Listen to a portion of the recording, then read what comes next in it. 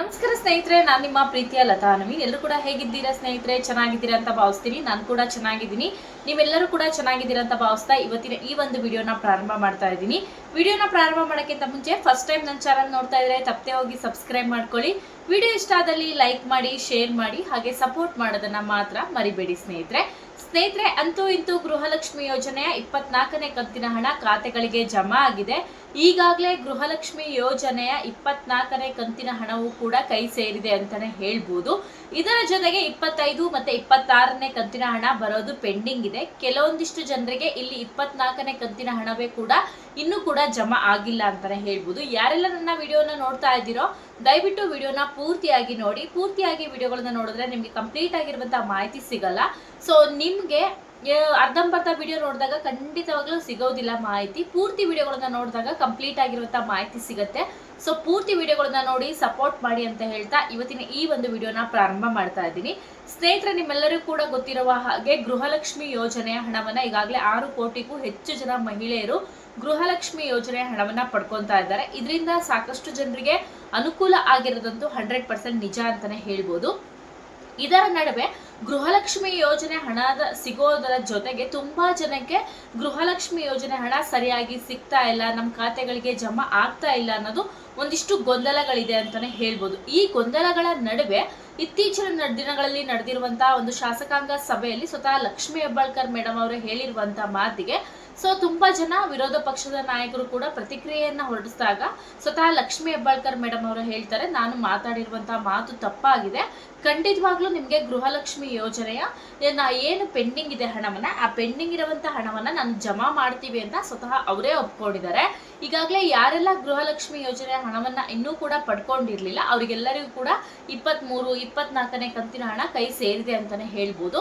ನನ್ನ ವಿಡಿಯೋನ ನೋಡ್ತಾ ಇರುವ ಪ್ರತಿಯೊಬ್ಬರಿಗೂ ಕೂಡ ಸಾಕಷ್ಟು ಜನ ಮಹಿಳೆಯರಿಗೆ ಗೃಹಲಕ್ಷ್ಮಿ ಯೋಜನೆ 23ನೇ ಕಂತಿನ ಹಣ ಕೈ ಸಿಕ್ಕಿದೆ ಅಂತಾನೆ ಹೇಳ್ಬೋದು.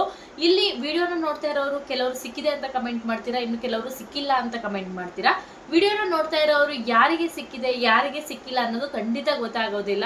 ಸೊ ನನ್ನ ವಿಡಿಯೋನ ನೋಡ್ತಾ ಇರೋರು ಯಾರೆಲ್ಲ ನೋಡ್ತಾ ಇದ್ದೀರಾ ದಯವಿಟ್ಟು ಕಮೆಂಟ್ ಮಾಡೋದನ್ನ ಮಾತ್ರ ಮರಿಬೇಡಿ. ಯಾಕೆಂದ್ರೆ ಒಬ್ರೊಬ್ರಿಗೆ ಬಂದಿರತ್ತೆ, ಒಬ್ರೊಬ್ರಿಗೆ ಬಂದಿರಲ್ಲ. ಇದು ನೀವು ಯಾವ ತರ ಅಂದ್ರೆ ಕಮೆಂಟ್ ಮಾಡಿದಾಗಲೇ ಗೊತ್ತಾಗತ್ತೆ. ಇದು ನಿಮ್ಮ ಕಮೆಂಟು ತುಂಬಾನೇ ಇಂಪಾರ್ಟೆಂಟ್ ಆಗಿರುತ್ತೆ. ಪ್ರತಿಯೊಬ್ರು ಕೂಡ ನೋಡ್ತಾ ಇದ್ದಾರೆ. ಇದು ಸರ್ಕಾರದ ಗಮನಕ್ಕೆ ತರುವ ಒಂದು ಪ್ರಯತ್ನ ಅಂತಾನೆ ಹೇಳ್ಬೋದು. ತುಂಬಾ ಜನಕ್ಕೆ ನಂಗೆ 23ನೇ ಕಂತಿನ ಹಣ ಜಮಾ ಆಗಿದೆ ಅಂತಾರೆ. ನನ್ನ ವಿಡಿಯೋನ ನೋಡ್ತಾ ಇರೋರು ಎಷ್ಟೋ ಜನ ಕಮೆಂಟ್ ಮಾಡಿದ್ದಾರೆ ನಮ್ಗೆ 23ನೇ ಕಂತಿನ ಹಣ ಸಿಕ್ಕಿಲ್ಲ ಅಂತ. ಇದು ಕೂಡ ಎಷ್ಟು ನಿಜವೋ ಸಿಕ್ಕಿದೆ ಅನ್ನೋದು ಕೂಡ ಅಷ್ಟೇ ನಿಜ. ಇಲ್ಲಿ ಸಿಕ್ಕಿದೆ ಸಿಕ್ಕಿಲ್ಲ ಅನ್ನೋದು ಮ್ಯಾಟ್ರ್ ಆಗಲ್ಲ, ಹಣ ಎಷ್ಟು ಜನಕ್ಕೆ ಬಂದಿದೆ ಅನ್ನೋದು ಕೂಡ ಮ್ಯಾಟ್ರ್ ಆಗುತ್ತೆ. ಸೊ ಸಿಗದೆ ಇರೋರಿಗೆ ಯಾಕಂದ್ರೆ ಇನ್ನೂ ಬಂದಿಲ್ಲ, ನಮ್ಮ ಅಕೌಂಟ್ ಏನಾರು ಆಗಿದೆಯಾ ಅಥವಾ ನಾವು ಯಾವ್ದು ರೀತಿ ಟ್ಯಾಕ್ಸ್ ಪೇಯರ್ ಆಗಿಲ್ಲ ಅನ್ನೋದೊಂದು ಕಡೆ ಗೊಂದಲ ಆದ್ರೆ, ಸಿಕ್ತವರಿಗೆ ನಮಗೆ ಬಂತಪ್ಪ ಅನ್ನೋದೊಂದು ಖುಷಿ. ಅದೆಲ್ಲ ಮೈಂಡ್ ಸೆಟ್ ಅಲ್ಲೂ ಅದೇ ತರ ಇರುತ್ತೆ. ನನಗೆ ಬಂದ್ರು ಕೂಡ ಅದೇ ತರ ಇರುತ್ತೆ, ನಿಮಗೆ ಬಂದ್ರು ಕೂಡ ಅದೇ ತರ ಮೈಂಡ್ ಸೆಟ್ ಬರುತ್ತೆ. ಸೊ ಈಗ ನೋಡೋದಾದ್ರೆ ಗೃಹಲಕ್ಷ್ಮಿ ಯೋಜನೆ 24ನೇ ಕಂತಿನ ಹಣವನ್ನು ಕೂಡ ನಿನ್ನೆಯಿಂದ ಖಾತೆಗಳಿಗೆ ಜಮಾ ಆಗಿದೆ. ತುಂಬಾ ಜನ ಇದೊಂದು ಫೇಕ್ ಸುದ್ದಿ, ಸುಳ್ಳು ಸುದ್ದಿ ಈ ತರನೇ ನಂಬ್ಕೊಂಡಿದ್ದೀರಾ. ಸೊ ಇದು ಖಂಡಿತ ಸುಳ್ಳು ಸುದ್ದಿ ಅಲ್ಲ. ಎಷ್ಟೋ ಜನರ ಖಾತೆಗೆ 100% ಆಗಿ ಹಣ ಜಮಾ ಆಗಿರೋದಂತೂ ಖಂಡಿತ ನಿಜ. ದಯವಿಟ್ಟು ನಿಮ್ಮ ಖಾತೆಗಳನ್ನ ಹೋಗಿ ಚೆಕ್ ಮಾಡಿ, ಹಾಗೇನೆ ನೋಡಿ. ಹಣ ಬಂದಿರೋದು 200% ನಿಜ.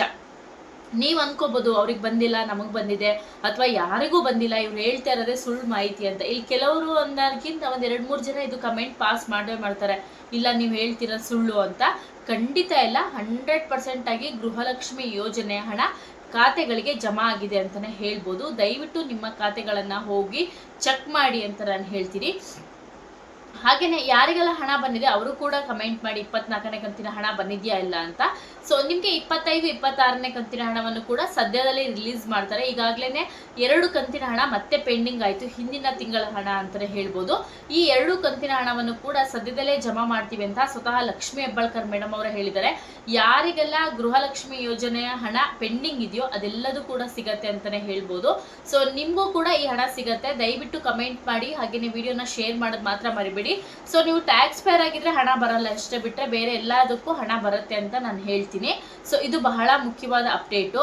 ಹಾಗೇನೆ ಗೃಹಲಕ್ಷ್ಮಿ ಯೋಜನೆ ಹಣದ ಬಗ್ಗೆ ಈ ಅಪ್ಡೇಟ್ ಆದ್ರೆ, ಹಾಗೇನೆ ಸುಕನ್ಯಾ ಸಮೃದ್ಧಿ ಯೋಜನೆ ಬಗ್ಗೆ ಕೇಳ್ತಾ ಇದ್ರಿ ಸ್ನೇಹಿತರೆ. ಸುಕನ್ಯಾ ಸಮೃದ್ಧಿ ಯೋಜನೆ ಅಂದ್ರೆ ಇದು ಹೆಣ್ಣು ಮಕ್ಕಳಿಗೋಸ್ಕರನೇ ಮಾಡಿರುವಂತ ಯೋಜನೆ. ಈ ಯೋಜನೆಯನ್ನ ನೀವು ಪೋಸ್ಟ್ ಆಫೀಸ್ ಅಲ್ಲಿ ಆರಂಭ ಮಾಡ್ಬೇಕಾಗತ್ತೆ. ಹೇಗೆ ಅಂದ್ರೆ ನಿಮ್ಮ ಮಗು ಹೆಣ್ಣು ಮಗು ಇದ್ದಾಗ ನೀವು 1 ವರ್ಷದ ಒಳಗಿದ್ರೂ ಓಕೆ, ಹಾಗೆ 1 ವರ್ಷದ ಮೇಲಿದ್ರೂ ಓಕೆನೆ. 10 ವರ್ಷದ ಒಳಗಿದ್ರೆ ನಿಮ್ಮ ಹೆಣ್ಣು ಮಗು ನಿಮ್ಮ ಹತ್ತಿರದಲ್ಲಿರುವಂತಹ ಪೋಸ್ಟ್ ಆಫೀಸಿಗೆ ಹೋದ್ರೆ ಅವರು ಸುಕನ್ಯಾ ಸಮೃದ್ಧಿ ಯೋಜನೆ ಬಗ್ಗೆ ಸಂಕ್ಷಿಪ್ತವಾಗಿ ಹೇಳ್ತಾರೆ. ಏನು ಅಂತ ಅಂದ್ರೆ, ಪ್ರತಿ ತಿಂಗಳು ನೀವು ಇಷ್ಟು ಹಣವನ್ನ ಸೇವಿಂಗ್ಸ್ ಮಾಡ್ಬೇಕಾಗತ್ತೆ. ನಿಮ್ಮ ಕೈಯಲ್ಲಿ ಈ ತಿಂಗಳು 1,000 ಇದೆ, ನೆಕ್ಸ್ಟ್ ತಿಂಗಳು 5,000ನೇ ಇರ್ಬೋದು. ಲಿಮಿಟ್ ಅಂತ ಇಲ್ಲ, ನಿಮ್ಮ ಕೈಯಲ್ಲಿ ಎಷ್ಟು ಹಣವಿರುತ್ತೋ ಅಷ್ಟು ಹಣವನ್ನ ನೀವು ಅವರ ಯಾವ ಹೆಣ್ಣು ಮಗುವಿನ ಹೆಸರಿನಲ್ಲಿ ಈ ಸುಕನ್ಯಾ ಸಮೃದ್ಧಿ ಯೋಜನೆಯನ್ನ ಮಾಡಿಸಿರ್ತೀರೋ ಅವರ ಹೆಸರಲ್ಲಿ ಇಷ್ಟು ಹಣವನ್ನ ಕಟ್ತಾ ಹೋಗ್ಬೋದು. ಈ ತಿಂಗಳು 500 ರೂಪಾಯಿ ಕಟ್ಟಿದ್ದೀರಾ, ನೆಕ್ಸ್ಟ್ ತಿಂಗಳು 10,000 ಕಟ್ಬೋದು, 20,000ನೇ ಕಟ್ಬೋದು. ಅದ ನಿಮ್ಮ ಕೈಯಲ್ಲಾದಷ್ಟು ಹಣವನ್ನ ನೀವು ಸೇವಿಂಗ್ಸ್ ಮಾಡ್ತಾ ಹೋಗ್ಬೇಕು. ಈ ಸೇವಿಂಗ್ಸ್ ಆಗುವಂತ ಹಣ ಕೇಂದ್ರ ಸರ್ಕಾರದಿಂದ ಬಂದಿರುವಂತ ಈ ಸುಕನ್ಯಾ ಸಮೃದ್ಧಿ ಯೋಜನೆ ತುಂಬಾನೇ ಒಳ್ಳೆಯ ಯೋಜನೆ. ಈ ಯೋಜನೆಯಡಿಯಲ್ಲಿ ನೀವು ಕಟ್ಟಿರುವಂತಹ ಹಣಕ್ಕೆ ಇಷ್ಟು % ಅಂತ ಬಡ್ಡಿಯನ್ನ ಹಾಕಿ, ಜೊತೆಗೆ ಏನು ಕೇಂದ್ರ ಸರ್ಕಾರದಿಂದ ಕೂಡ ಹಣವನ್ನ ಸ್ವಲ್ಪ ಹಾಕಿ ಕೊಡುತ್ತಾರೆ. ಮಗುವಿಗೆ 18 ವರ್ಷ ಆದ ನಂತರ, ಈಗಾಗಲೇ ನಿಮ್ಮೆಲ್ಲರಿಗೂ ಕೂಡ ಗೊತ್ತಿದೆ, ತುಂಬಾ ಜನ ಈ ಯೋಜನೆ ಅಡಿಯಲ್ಲಿ ಹೆಣ್ಣು ಮಕ್ಕಳಿಗೋಸ್ಕರನೇ ಓಪನ್ ಅನ್ನ ಮಾಡಿದ್ದಾರೆ ಸುಕನ್ಯಾ ಸಮೃದ್ಧಿ ಯೋಜನೆ ಅಂತ. ತುಂಬಾನೇ ಉಪಯೋಗ ಆಗಿದೆ. ಪ್ರತಿಯೊಬ್ರು ಕೂಡ ನಿಮ್ಮ ಮನೆಯಲ್ಲಿ ಒಂದು ಚಿಕ್ಕ ಹೆಣ್ಣು ಮಗು ಇದ್ರೂ ಕೂಡ ಸೊ ನೀವು ಹೋಗಿ ಇದನ್ನ ಸುಕನ್ಯಾ ಸಮೃದ್ಧಿ ಯೋಜನೆಯನ್ನ ಮಾಡಿಸಿ, ತುಂಬಾನೇ ಅನುಕೂಲ ಇದೆ. ಪೋಸ್ಟ್ ಆಫೀಸಲ್ಲಿ ಮಾಡಿಸೋವಂಥದ್ದು, ಪ್ರತಿ ತಿಂಗಳು ಹೋಗಿ ನೀವು ಮಾಡಿಸ್ಬೋದು. ನೀವು ಅಂದ್ಕೋಬಹುದು ಇದು ಬೆಂಗಳೂರಲ್ಲಿ ಮಾತ್ರ ಇದೆಯಾ ಅಥವಾ ಇಲ್ಲಿ ಮಾತ್ರ ಇದೆಯಾ, ಅಲ್ಲಿ ಮಾತ್ರ.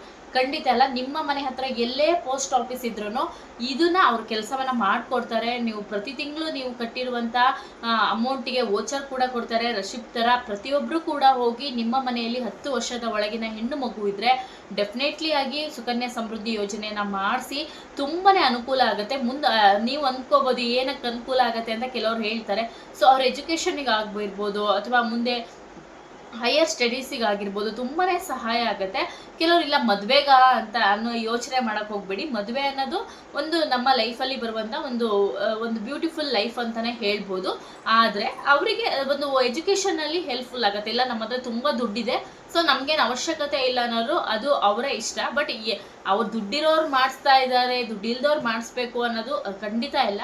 ಸೊ ಇದು ಹೆಣ್ಣು ಮಕ್ಕಳಿಗೋಸ್ಕರನೇ ಮಾಡಿರುವಂತ ಯೋಜನೆ, ಬಹಳ ದೊಡ್ಡ ಯೋಜನೆ, ತುಂಬಾ ಉಪಯುಕ್ತವಾದ ಯೋಜನೆ.